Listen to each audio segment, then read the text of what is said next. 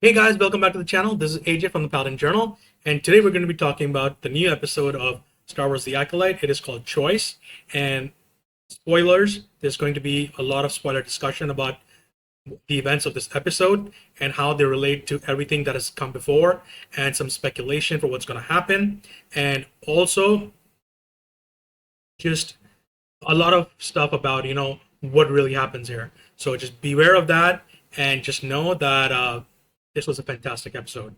I really enjoyed it. There were some really amazing moments, especially in the second half when everything starts to come together. And we learned that, pretty much everyone is at fault, almost everybody.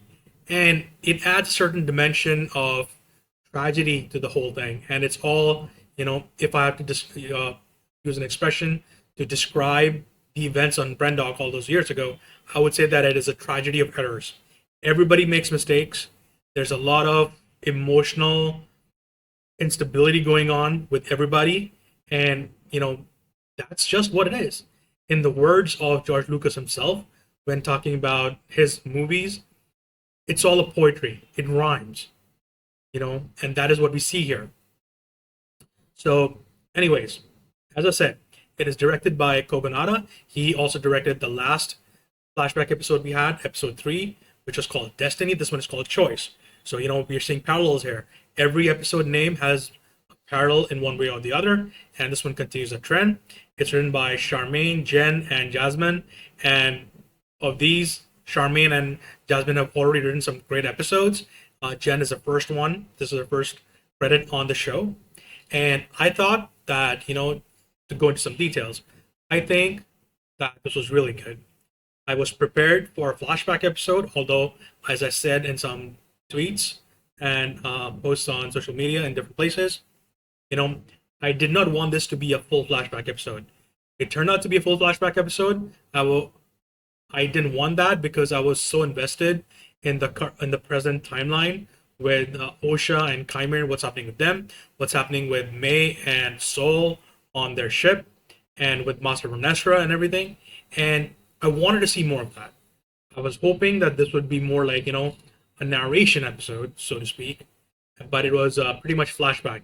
However, the one important thing here really is that, in contrast to Destiny, this one was more varied.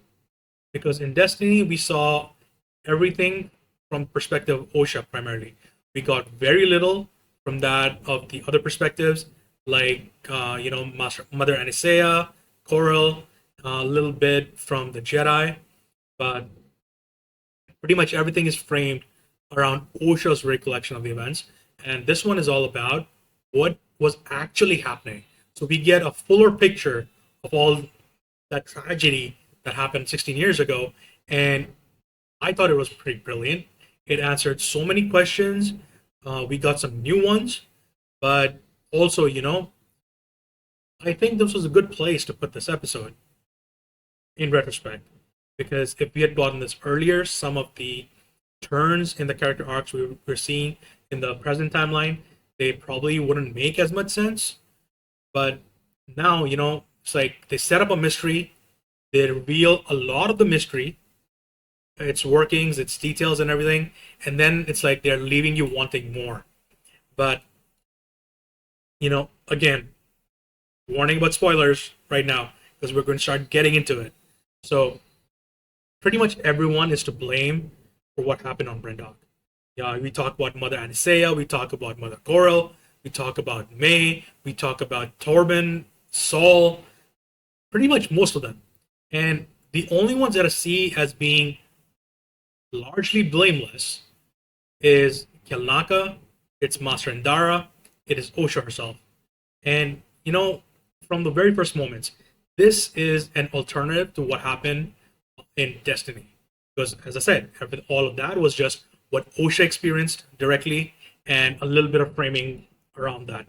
But this one is like, we're seeing what Mother Anisea and Coral are talking about. We're seeing Osha and May. We're seeing the Jedi with their own perspective on what happened on that day and that night and the other day and the other night and everything up later about that, and why there was even a cover up by the Jedi. And the really important thing here is that, the Jedi weren't lying. Like, if you take it back to episode 3, when the Jedi come to the fortress and Master Dara's like, forgive our intrusion, we didn't know anyone else was on the planet, and Mother Anastasia is pretty condescending. It's like, the all-powerful Jedi were unaware of the surroundings. You know, it felt like a real diss even then, and it feels like an even bigger diss now, but it's actually true. Because as we see in the episode, we start right off with a Jedi, and all of their own dialogue is like, we've been here for 7 weeks, we haven't really found anything. What are we even doing here? This is all Torben. He's a Padawan, he's impatient, he's reckless, and he just wants to go back home to Coruscant. But Indara is like, we have a mission. We have to do our duty here as we have been told by the council. And, she doesn't go into specifics, but Sol is kind of leading him towards specifics. And, Kelnaka is like, he's just like largely silent and everything. He observes what everybody's doing. He speaks little, but when he speaks, he usually says something, something prominent, something appropriate, something very relevant. And, this is the framing for how these characters behave. Because we saw so little Kelnaka until episode 4. We saw so little of Master Indara. We saw Sol. We saw a lot of Sol, but, he was still a bit of a mystery. And from episode 5 and from episode 6, we know that he's hiding something. So this is all of what he's actually hiding, as it turns out, because there's a bit of a dialogue between him and Indara about Torben, and, we see that Sol wants a Padawan. He wants somebody to teach. And, it's a fairly natural desire for Jedi to have. There are some, reluctant ones, like Qui-Gon from the expanded universe, from when, Obi-Wan was a young Padawan from that time, because he didn't really want to have a Padawan, and he rejected most Padawans, even though he was being told by the council, you need to start somebody, you need to start training somebody in your own way. And, Obi-Wan, he, debuts Qui-Gon, so to speak, but is rejected, and then, there's a whole story about them coming together later in a book series. So that is something that we've seen. Vader wants to teach somebody. The Sith have their desire to train and pass on their knowledge as per the teachings of Darth Bane. Even in episode 6, we learned that or episode 5, Kymir's driving passion is to teach somebody. From his own words, he wants a pupil, he wants an acolyte. And, I've seen comments about this all day so far, and it's like, yeah, Sol and Kymir are such parallels, and everything that we learn about Sol in this episode, it gives even more weight to what Kymir is talking about in episode 5, especially when he talks about, what kind of darkness are you managing, or what have you done with your darkness, And at first we're like, okay, what the hell's going on? What did Sol do? Did the Jedi actually murder the witches on Brendok? But it's like, there's such a different story going on, and it's like, so everything is a culmination of bad choices. And like I said, of the Jedi, only Kelnaka and Dara are blameless, because as we see throughout this episode, she is the only one who's level-headed in Dara. She is waiting for guidance from the High Council. She tells Torben to be patient, to not get anxious, focus himself. That reminds you of everything that, Qui-Gon is teaching Obi-Wan in episode 1. And how their relationship was like. And, Kelnaka is like, he is just observing everything. He doesn't really interfere, so to speak. But Sol is impatient. And, as soon as he finds out that, they're not alone on this planet, on Brendok, but that there are children here, and there's actually a Force cult, coats on Force cult, and, that the children may be in danger. there's alarm bells going on in his mind, and it's like, so that's the whole framing for the Jedi. And then, for the witches, it's like we learned so much about them, right? And one of the really neat things that I thought was well done in this episode was that we saw May's test from episode 3. Because, of course, when we all saw these characters at this time, the witches had agreed to let the children be tested to join the Jedi. And we saw Osha's test, and we saw how, unorthodox, so to speak, it was. And, Soul was so personable with her. Whereas with May, we didn't really see anything. She went in, we had some scenes with Osha outside the ship, outside the Jedi ship, interacting with Kalaka. And then May comes back, and, she's so happy, and she's like, I failed the test. So we see what actually happened, we see the dialogue that happens here. And it's just so interesting. She wasn't as combative as I thought she might have been. And also, she was kind of made to realize the lack of her knowledge about what she's a part of, which I thought was an interesting touch. It was little bit of manipulation on the part of the Jedi, but also I thought it was a really great scene. And, we also saw how that worked to inflame Soul's need to save the children. And, it is something that Indara warns him about, saying, we are not to interfere. That's what the council has said. We have to observe, and we have to stay away. And, there's so much that happens, and it's like, this is how the story should have been told. And a lot of this is like, the Jedi are not completely blameless, as I've said, and neither are the witches themselves, because as we see, like from episode 3, we know that when the Jedi come before the witches, and Isaiah warns them off by trying to, take control of Torben, or whatever she's doing to him that episode. But in this one, we see so much more. It's like while Indara and Soul are talking, she reaches out into Torben's mind, and she's trying to, break down his mental barriers. She's trying to manipulate him, and this is the first, strike in the conflict between the witches and the Jedi.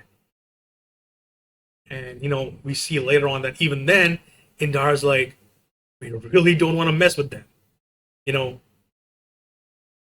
It counteracts so much of a lot of the theories that have been going on about, and, people's characterization of the Jedi that, they're space cops, they don't tolerate anything that's different, and so on and on. And that is true to an extent. But also, you have to consider that in the thousands of years that the Republic has been a thing in one form or the other, the Jedi have always been there as a defense force, so to speak. Because some of the greatest conflicts in recorded history are between Force users, and we've seen that, it's always the dark side that is the aggressor, and the Jedi counter that. And even in the recent history of Star Wars, within the last 1,000 years of the present timeline, as per this show, we are just coming off a disastrous war between the Jedi and the Sith, in which all the Sith were supposedly, they went extinct. They all died off. And so there is more of going into the dualities of what being a Jedi is about, what the Jedi Order is. Yes, in many ways they are space cops, quite literally, but they're also ambassadors, they're negotiators. That was pretty much Qui-Gon's mission in episode 1, to be an ambassador and a negotiator and a mediator to, solve the conflict between the Trade Federation and the people of Naboo. And, but also they are detectives. They investigate some crimes that affect the Republic at large or the Order at large. And, it's not a matter of simple labels. Yes, the Jedi do things that we would consider to be evil, we would consider to be criminal, that we would consider to be not how heroes should act. But then, we're talking about such a different context of what the Jedi are. You know, they are an arm of the Republic that you know that goes so far beyond its seemingly simple remit. You know, and I think this was a really good hook into what the characters are like and what that means for the lore. Because at large, we've never really had such a discourse in universe or a portrayal in universe of such a gray area. So I think this was really handled well.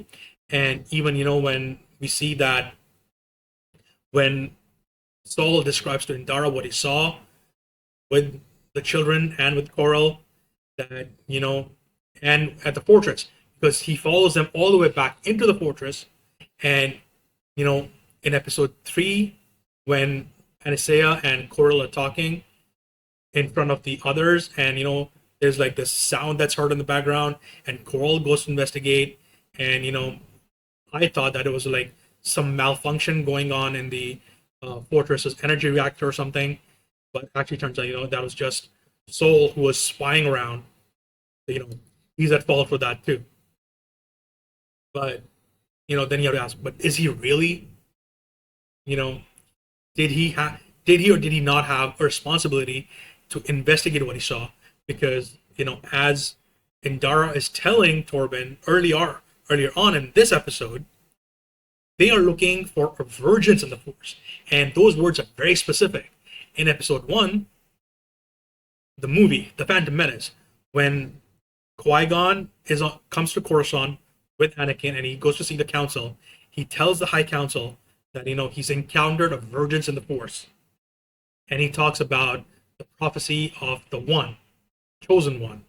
And now we're seeing those same words being used by Master Indara, that there is a virgins in the Force on this planet, and we have to investigate, because 100 years ago there was a hyperspace disaster and it wiped out all life on this planet, and suddenly there's a whole ecosystem back again. And 100 years, we are assuming from their dialogue, is a very short amount of time for something like that to happen. And they've been here for 7 weeks. They haven't really found any signs of intelligent life or anything, so they're still investigating. And suddenly they're presented with this, and there's just so much about everything, right? So I thought that even when Soul describes the witches, and Master Indara's like a force cult, and Torben goes, Nine Sisters. It's like, bells are going off in your mind about, okay, so how much knowledge do these people have? So we know that they clearly know about the Dathomiri, and they leave the Dath. We assume that the Jedi leave the Dathomiri alone. They leave the Night Sisters alone. If there's a conflict, they will deal with it, but they are content to just let them be. And so it's like, I've seen some people say, like, oh, they just go to the word cult. It's not an accurate description, and they're acting suspicious or whatever. But say the Jedi are completely fine with different interpretations of the Force existing. But it is when there's a conflict that there's an issue. And all episode, Master Indara is just trying to avoid a confrontation. He doesn't want to create a conflict that might have some really dire consequences, not just for her team on the planet, but also for the Order. Whereas Torben, he is just like, he's an impatient kid. He's just a Padawan. So he's probably like 16, 17 at this time, something like that. And Soul is just like, he's somebody who's really emotional and he doesn't really keep a lid on it. So it's like, I love all these characters. There's so much more complexity to all of them. And, I will say that Torben was a bit, he was a tool. And when I say a tool, I don't mean that, he's like an idiot or anything. I thought there wasn't as much to him as we saw with the others. But, if we don't have an impatient Padawan, then what are we really doing? You know, most Padawans are guilty of that. Whether we talk about Ahsoka, we talk about Obi-Wan, we talk about Ezra, we talk about Sabine, you know, Jackie, and even now Torben. Star Wars is littered with impatient Padawans. It's like it's a defining character trait of being a Padawan is that you're impatient. So I guess that's fine. I don't have too strong a feeling about that aspect, but I thought it was really interesting, how Mother Anastasia kicks things off, and Mother Coral, she's also to blame because we see her as the violent instigator for everything. Her default mode is fight. It's not, she's not one to think clearly about what she's doing, but she's also like, she feels very strongly. She has strong pent up emotions, and she's defending her children. She's defending her family the best way she knows how, and that's to fight. Which in the second half of the episode, it really comes to the fore when she pushes May to stop Osha from leaving. She pushes the Jedi to fight. She pushes Soul to do something, and it's like I said, everybody's making some bad choices here. And I said that, Master Indara is also blameless. She's blameless for the incident, but she's not blameless for what happens later, even though her reasoning is justified. Because what happened on this planet with the witches, it should never have happened. Soul should have listened to her. Torben should have been more centered.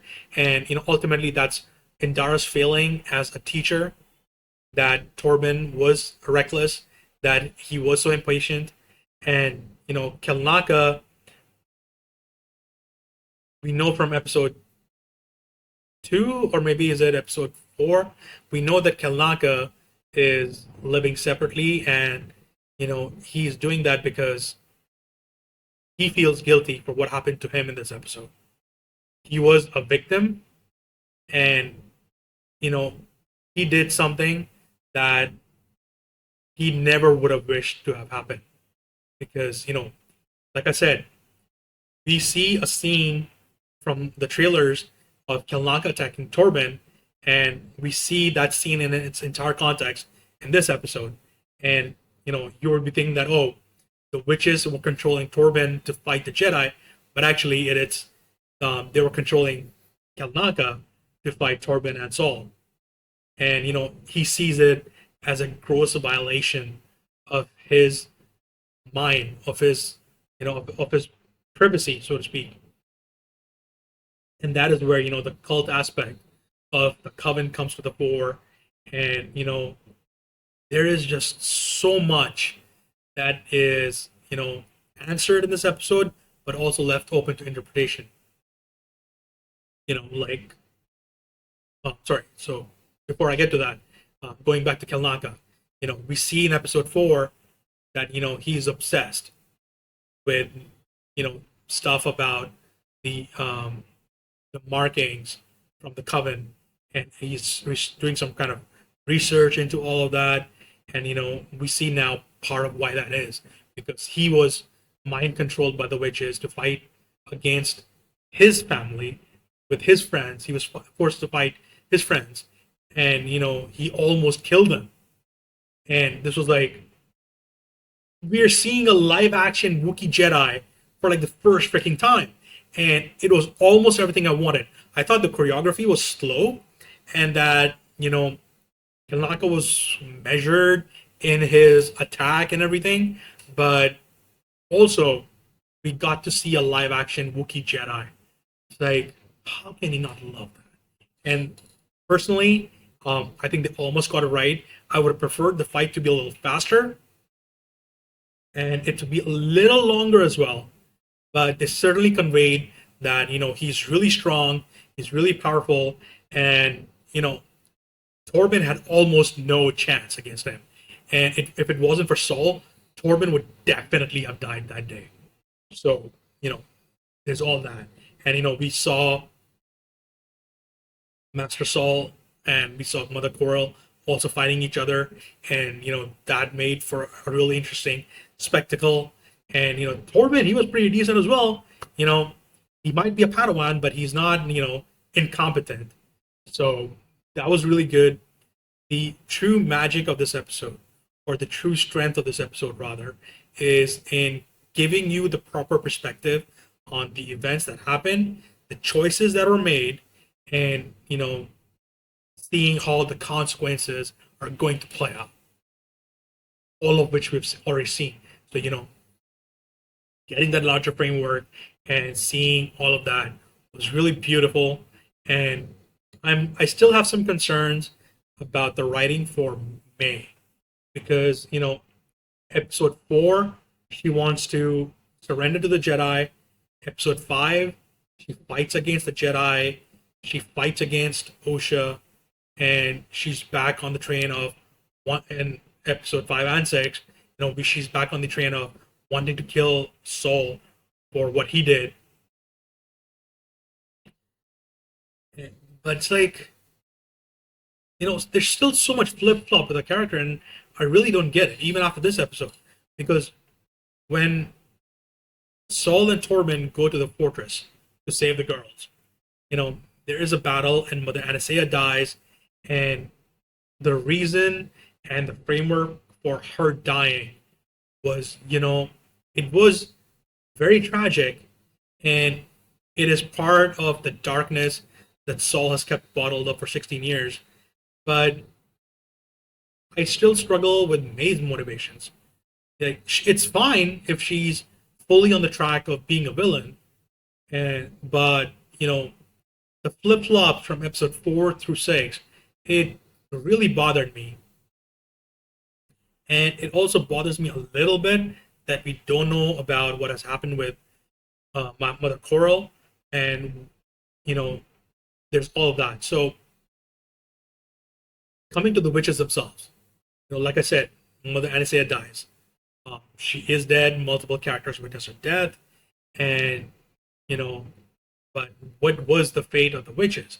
There's a scene from episode 3, which is repeated to a degree here, and it is about Osha seeing the dead bodies of the other witches in the coven. And now there's a big question mark around that. It's like, were they really dead, or the Jedi, they just couldn't save them, or what really happened in that aspect? The motivations in that moment aren't exactly clear for that part only. But like I said, the episode is called Choices, and we see everyone making certain choices in this episode. In episode 3, it's all about destiny. It's about what Anastasia and Coral want for May and Osha. But here we see, all the bad choices that are made by everybody, whether it's Soul, whether it is Torben, whether it's Anastasia, it's Coral, it's May, it's Osha. They all make horrible choices that have lasting consequences, and no one is really thinking about the consequences. And everybody is reacting in the moment. They're angry, they're emotional, and they are unbalanced in their humors. So, towards the end, I thought the ending was really good. We get a reason for why there was a cover-up involving Brenda. And I'm not going to say exactly what that is, but suffice to say that it is about living with the choices you've made, and it reflects back to what Master Torben says in episode 2, and it goes back to what Saul is trying to explain to May in episode 6, and what Saul tells Osha in episode 5, or is it episode 4? It's like one of those two. And it's the guilt that they're all carrying, and you know,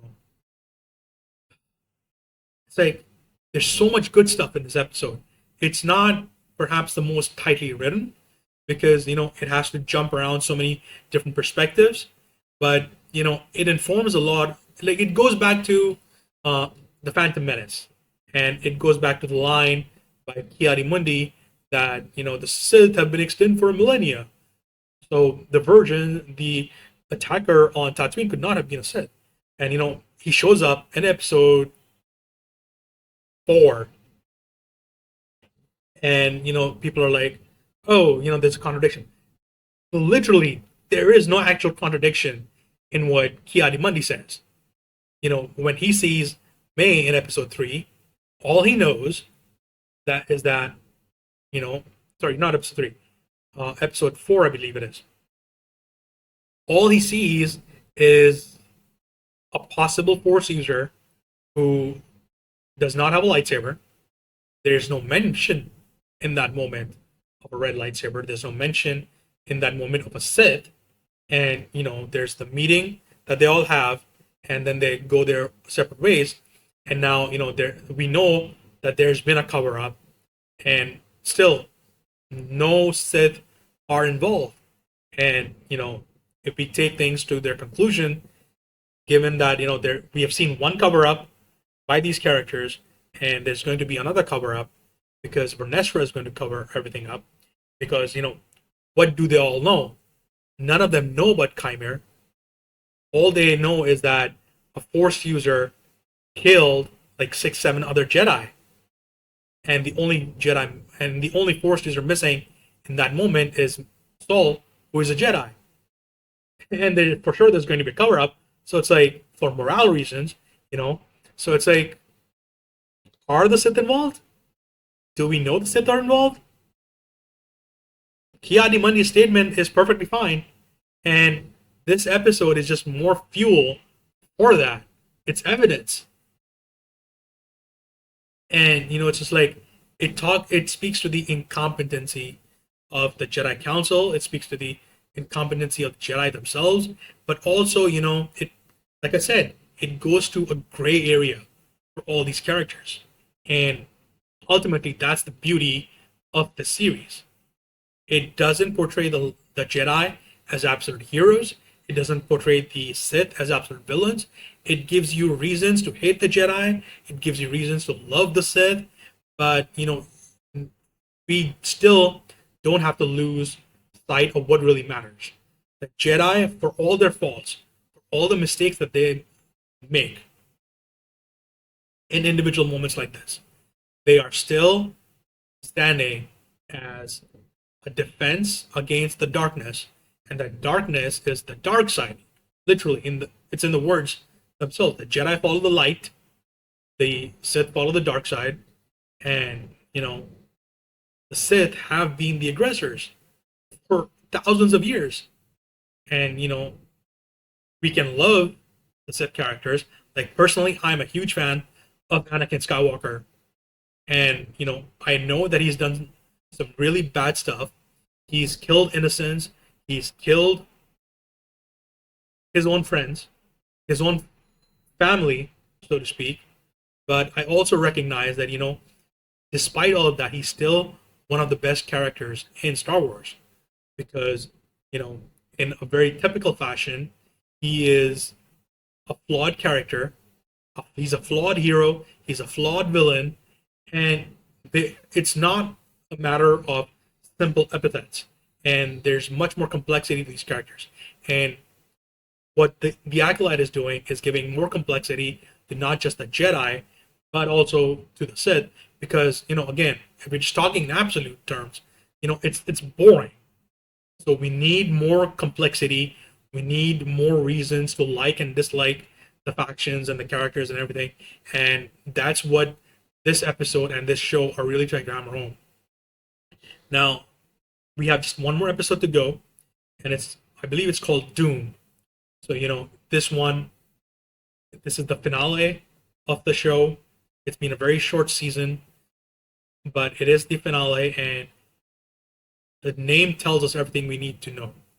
It's called the Doom, and like I said, I believe in last week's video, I believe all of these characters are going to die. I think that only Master Vernestra of the Jedi is going to be alive by the end. By which I mean that, Jackie is dead, Yord is dead, the Jedi who came to go far with them are dead. I believe that Osha and May are also going to die. Saul is also going to die to Chimera. And then, that leaves Vernestra and her team to make sense of what has happened. And, she's already driven by need to cover up what is going on with the Jedi, to keep their matters handled internally. And, she is going to do the cover up. But is it really a cover up? Because she's just going to operate from a place of lack of knowledge. So she's going to do with the best of what she has, and unfortunately, that is a cover up in other terms. And Chimera being alive, I don't think that's going to happen. May and Osha being alive, I don't think that's going to happen either, because that is kind of the point. Like possibly Chimera could still be alive by the end, but there's going to be something happening. And we know that David Harewood, he was cast on the show. We haven't seen him yet. And Leslie Headland, the showrunner and the executive producer, and one of also like the writers on the show, that we are going to get actual set on the show. And the general popular theory is that the true Sith are going to show up in the next episode, and they're going to handle matters. But David Harewood, he needs to be doing something. Like, he is a very major character in nerd shows. Most importantly, I know him from playing the Martian Manhunter John Jones on Supergirl, but he's also done some really amazing work other than that. And he's a pretty solid character. He's a pretty solid actor, man. And you don't cast someone like David Harewood, if you're not going to put him in like a major role. That's like, casting Liam Neeson, or, casting like any number of other major actors on Star Wars, or even, on big shows like Star Trek or what have you. They are there for a reason. So he's probably going to be one of the Sith. And, there's so much. I have so many questions for next week's episode. But it's like, I still need to take some time to process this episode. And I think possibly do a rewatch of all 7 episodes so far. So, I see some more of the connections that have been made and stuff. But I think that this is a fairly good show so far. It does have some drawbacks to it. And, still, every show has drawbacks. Like, literally, this is the first season. They're doing so many experiments, not just with the characters, but also with the story in its entirety.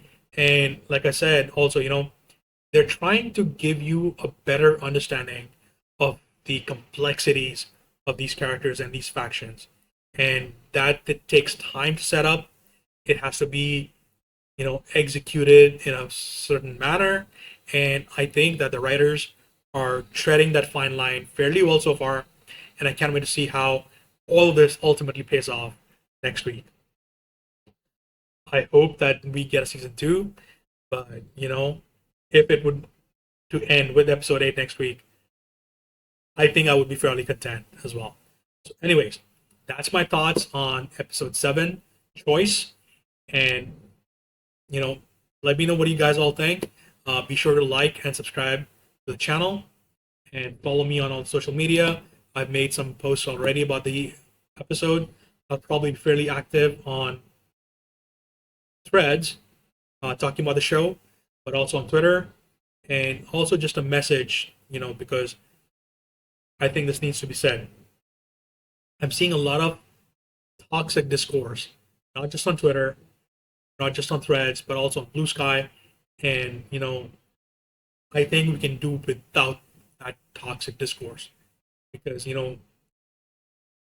I can identify with some parts of what people are saying, but also generally, the kind of vitriol that I'm seeing is, I think, undeserved. Like I am not a fan of the sequels at all. I haven't watched them after I saw the movies in the theaters, and but I'm not going to go around shitting on the sequels or shitting on something I don't dislike in Star Wars or any other parts of fandom cultures. But I think people should be more mindful of that. And if you cannot have a good, healthy discourse, then there's no point to having that. And the toxicity directed against other fans, against the actors, it's just undeserved. If you want to be treated with respect, you have to treat other people with respect. And if you don't do that, then you deserve what's coming to you. That's pretty much it. So, anyways, that's me signing off.